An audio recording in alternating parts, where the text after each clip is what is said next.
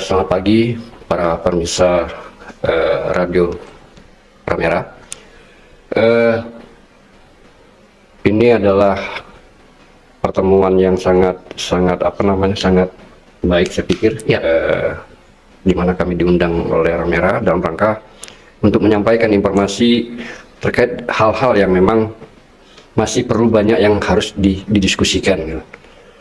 Nah, agar bisa kita ketahui bersama lah dari hasil diskusinya. Nah, untuk kami dalam hal ini Bawaslu Kabupaten Melawi dalam rangka melakukan pengawasan ada 10 tahapan sesuai dengan PKPU 2 tahun 2024 terkait dengan jadwal dan tahapan program. Nah, itu ada 10 tahapan yang mesti kami awasi. Nah, dari setiap tahapan itu tentu punya ciri dan karakteristik tersendiri itu. Nah, terkait dengan hal ini, pada saat ini ada 3 tahapan yang kami awasi, yaitu pencalonan, ya, kemudian data pemilih, dan ketiga adalah terkait dengan rekrutmen ad hoc. Ya. Nah, ini 3 ini yang sedang kami awasi apakah sudah sesuai dengan mekanisme atau aturan yang yang berlaku sesuai dengan PKPU-nya dan Perbawaslu-nya. Ya, mungkin bisa dijelaskan lagi lebih spesifik ya kan, mengenai ketiga tahapan tersebut sudah sejauh mana kesiapan ya kan dari Bawaslu sendiri dalam mensukseskan pengawasan Pilkada 2024 ini. Ya, kalau untuk itu pertama ya terkait dengan data pemilih. Nah, ya. Data pemilih ini memang sudah beberapa waktu ini kita sudah melaksanakan pengawasan, dan mungkin hari ini jam 1 nanti jam 13 itu kita akan melaksanakan pengawasan terkait dengan pleno penetapan daftar pemilih tetap. Nah, untuk di data pemilih ini memang pengawasan kita sangat berjenjang ya, mulai dari desa, kecamatan, dan kabupaten. Nah, tantangan yang mungkin kita hadapi dalam pengawasan ini ya tidak hanya tunggal, tapi juga banyak tantangan, tetapi tantangan itu menjadi semangat kami lah untuk terus bekerja dalam rangka memaksimalkan data pemilih, yang artinya mana yang TMS tidak memenuhi syarat dan mana yang belum terdaftar, masyarakat yang belum terdaftar. Nah, ini yang kita lakukan untuk dimasukkan sebagai pemilih untuk pemilihan bupati dan wakil bupati, gubernur, gubernur dan wakil gubernur, bupati dan wakil bupati Kabupaten Melawi. Artinya memang dari Bawaslu sendiri ini terus mensosialisasikan begitu Pak ya, dan juga memberikan informasi kepada masyarakat ya kan, yang belum terdaftar ya kan, yang belum lengkap semuanya mengenai administratif. Nah, ini yang terus dilakukan oleh Bawaslu sendiri. Nah, kemudian untuk sejauh ini ya kan, dan mungkin nanti beberapa hari lagi Pak ya, sudah dilakukan penetapan pleno lah ya kan, pleno mengenai paslon.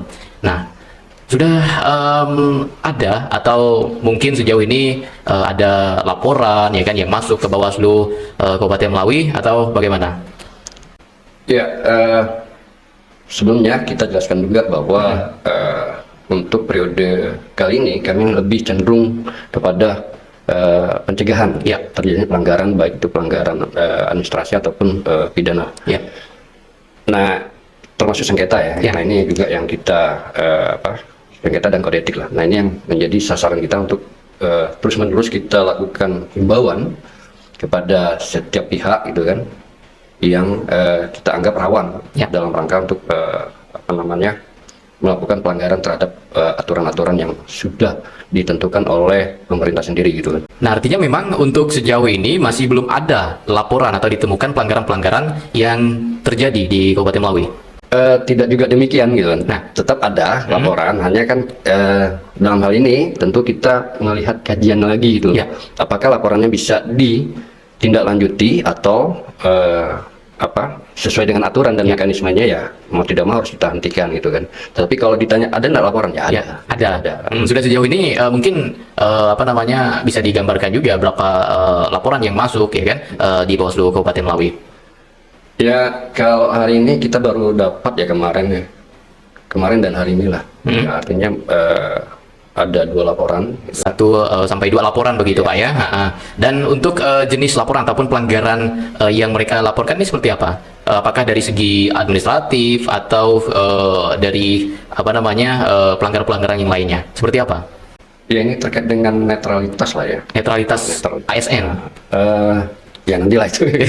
Tapi terkait dengan netralitas, Ya.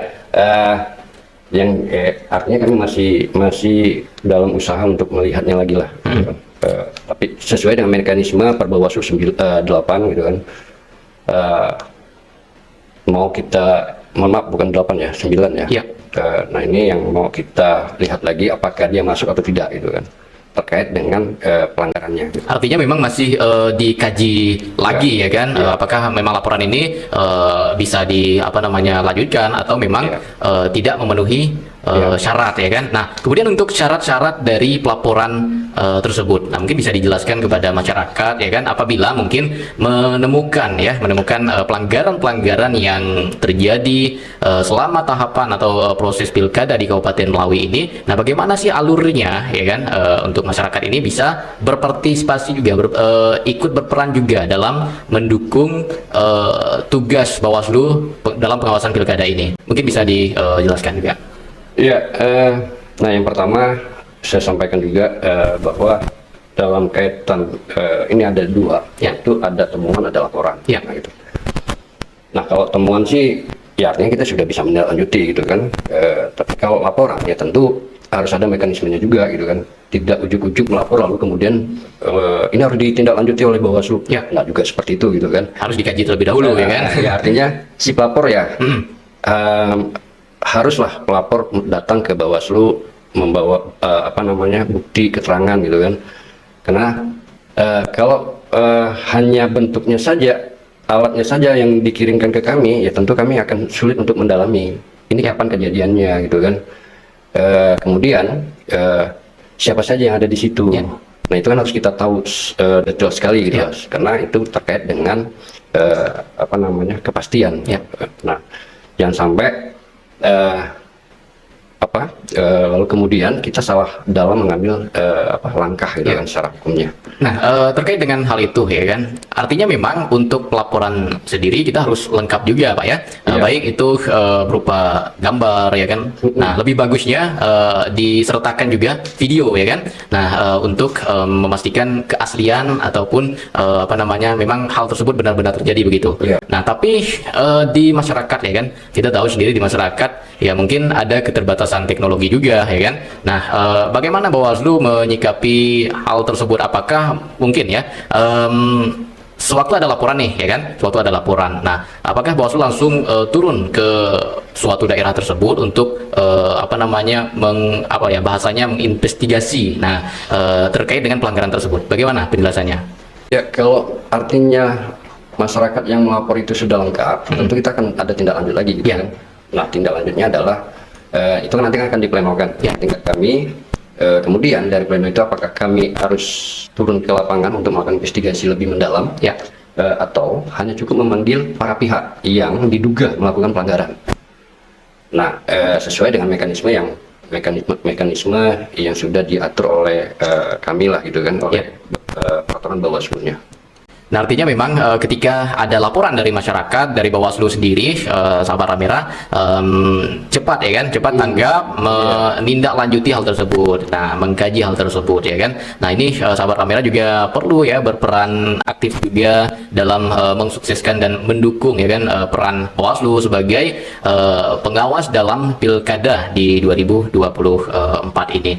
Nah mungkin tadi ya sempat disinggung juga terkait dengan netralitas ASN ya kan. Mungkin Bang Dery ya, mungkin Bang Dery bisa digambarkan juga bagaimana sih Bawaslu dalam memastikan netralitas ASN di Kabupaten Melawi, Bang. Saya hanya menyambung, nanti juga akan ditegaskan oleh Pak Hamka terkait dengan pertanyaan dari Abang tadi. Ya. Sebelumnya saya ingin menyampaikan bahwa kami seperti yang disampaikan beliau, kita ini upayakan pencegahan, Bang. Pencegahan terlebih dahulu ya. Artinya dari tingkat kabupaten sampai ke jajaran paling bawah, kami membuka posko aduan. Ya.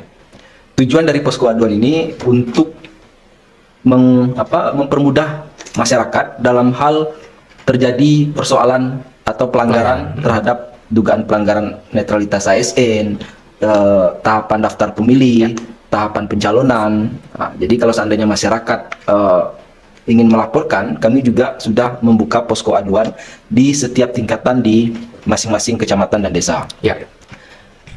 Berkaitan dengan laporan yang seperti yang disampaikan Pak Hamka tadi, kami juga menerima laporan tanggapan bahwasanya ada pemilih yang belum terdaftar, Ya. kemudian dia menyampaikan ke kami, kemudian kami tindak lanjutkan ke KPU untuk didaftarkan. Kemudian untuk pemilih TMS juga begitu, Bang. Ya. Jadi seandainya ada pemilih yang tidak memenuhi syarat, belum terdaftar, ganda, Ya. itu sudah kami himpun di tingkat kabupaten, kemudian kami tindak lanjuti melalui KPU, sehingga barang ini sudah diakomodir. Kira-kira begitulah proses alur yang harus dilakukan. Ya. Kemudian berkaitan dengan netralitas ASN ini juga, itu kami juga upayakan pencegahan, himbauan yang sudah masuk sebelum tahapan pencalonan, kami sudah menghimbau juga Ya. kepada sekretaris Sekda dan OPD, kepala OPD daerah untuk menjaga netralitasnya Ya. dalam pemilihan kepala daerah ini, karena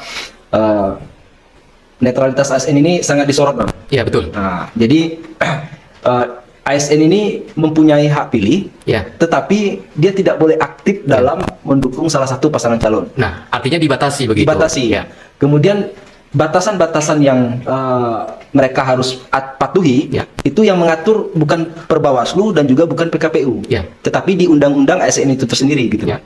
Kemudian Undang-Undang terbaru 20 tahun 2024 kalau saya tidak salah, yang terbaru Undang-Undang ASN itu. Kemudian yang ada surat keputusan bersama Ya. antara Menpan RB, Bawaslu dan semua instansi terkait lah Ya. di pusat itu kan. Jadi diatur juga dalam SKB itu gitu, Bang. Sehingga netralitas ini kami melakukan upaya pencegahan dengan menghimbau, Ya. kan, dengan harapan ASN itu punya kesadaran dalam berpolitik yang cerdas gitu, Ya, kan. betul. Kira-kira begitulah, Bang. Ya. Artinya himbauan sudah masuk, Ya. sudah kami selalu sampaikan ke dinas-dinas maupun ke camat sampai ke desa. Ya. Nah, artinya Bang tadi sempat Anda singgung ya, Bang, mengenai himbauan ya kan terhadap ASN khususnya yang ada di Kabupaten Melawi, sahabat Lamera ya kan. Nah, mungkin saat ini mereka juga mungkin ada yang mendengarkan siaran kita ya kan, atau ada yang menonton juga. Nah, himbauan-himbauan seperti apa yang sudah dilakukan oleh Bawaslu sendiri untuk ASN, Bang? Baik, untuk himbauan itu poin yang memang kami tegaskan dalam himbauan tersebut ya. Ya. Agar tidak, yang pertama ya, maksudnya dia ada beberapa poin kalau saya bacakan ini, tapi garis besarnya aja. Ya. Yang pertama itu terkait dengan agar tidak aktif dalam misal nih kan, Ya. ASN kan boleh menghadiri kampanye dengan catatan dia tidak boleh aktif dalam area itu. Ya. Kemudian dia di area luar. Artinya memang sekedar untuk hadir saja Hadir. itu boleh. Boleh, ya karena kan? dia punya hak pilih Ya. dan dia punya hak untuk menentukan siapa pilihannya. Ya. Sehingga dia harus mendengarkan visi dan Visi dan misi misi. dari Paslon, kandidat ya. calon bupati itu kan, Ya. kira-kira gitu. Tidak jadi soal, tapi dengan catatan yaitu ada batasan-batasan yang memang mereka harus patuhi Ya. menurut aturan mereka itu sendiri, Ya. gitu kan. Ya, misalkan tidak menggunakan atribut, Ya. kan, tidak yel-yel. Kemudian ada di SKB itu aturan di surat keputusan bersama itu simbol jari pun diatur. Nah, itu seperti apa, Bang? Misal kalau dia ada gambarnya, Bang, maksudnya simbol jari mengarah ke salah satu pasangan calon, Ya. kan. Kemudian yang diperbolehkan ya kepal aja gitu kan. Kalau Ya. foto kan Ya. kepal atau kepal tangan tinju itu kan, Ya. kepal aja gitu kan. Nah, Hanya sebatas itu saja. hanya sebatas Ya. itu. Karena kalau dia memberikan simbol jari yang sebenarnya menurut Ya. dia tidak mendukung ini, tapi orang beranggapan Ya, menafsirkan bahwa itu sebuah dukungan, sebuah ya kan? dukungan. Nah, Padahal ya biasalah kalau foto kaku kan kurang, ya, kurang betul. baik. Ya. Menurutnya tidak bagus gitu. Ya, betul, Jadi betul. Untuk sementara ditahan dulu lah. Ya. Maksudnya pose-pose jari yang memang Betul. tidak boleh dimukan. Baik. Itu kemudian juga kami juga melakukan upaya pencegahan itu bukan melalui himbauan langsung melalui surat, tapi juga media sosial, Pak. Ya. Karena di zaman digitalisasi sekarang itu media sosial ini termasuk ampuh untuk melakukan himbauan-himbauan terkait pencegahan di Bawaslu. Artinya segala upaya kami lakukan dalam rangka agar pilkada di Melawi ini berjalan secara aman, sentosa, Ya. kan? Ya. Tidak ada persoalan. Nah, itu. Ya baik, Bang Diri ya sudah menjelaskan tadi sawara-wira kepada kita semua terkhusus ya. Nah ini yang dititik beratkan itu kepada ASN ya kan, ASN kita di Kabupaten Melawi pastinya. Nah kemudian terkait ASN satu lagi nih Bang, terkait dengan netralitas ASN ya kan. Nah kita lihat ya kan, walaupun mereka notabene sudah tidak aktif lagi, sudah tidak menjabat lagi ya kan. Nah si ASN ini sudah pensiun lah ya kan, kita katakan seperti itu. Tapi jejaring mereka kan ini masih mungkin dikatakan masih kuat ya kan untuk apa namanya pengaruh-pengaruh dalam pilkada. Nah ini seperti apa Bawaslu menyikapi hal tersebut? Kalau dia sudah pensiun, Iya. ya artinya ASN kan tidak melekat lagi, gitu Iya. kan. Nah, secara secara hukum ya dia untuk berkampanye silakan gitu, Iya. karena ASN sudah tidak melekat. Tapi ketika dia mengajak ASN untuk terlibat, nah ASN yang kena gitu kan. Ya. Bukan karena hal ini kan yang salah satu pasalnya kan tidak melibatkan atau melibatkan ASN gitu. Ya. Atau kades gitu kan. Ya. Nah, yang ini yang pasal ini yang kita akan menjadi